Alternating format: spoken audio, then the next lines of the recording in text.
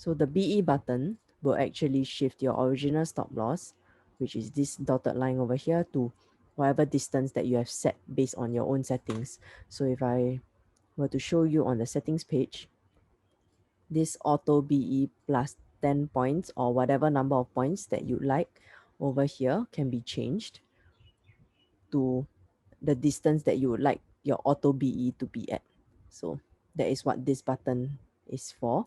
On the other hand, TP1 and TP2 can be used based on market structure. So in this case, I have set TP1 for myself not to close any position, but TP2 to close 50% of the position. So once price hits this TP1 level over here, it will shift my stop loss from this area to this area, but it will not close any position. If this is changed to take TP2 instead of TP1, once it reaches this area, it will close off 50%, but the stop loss, same thing. I can also apply to leave it, to reduce it to this area over here. So that's the difference between TP1 and TP2.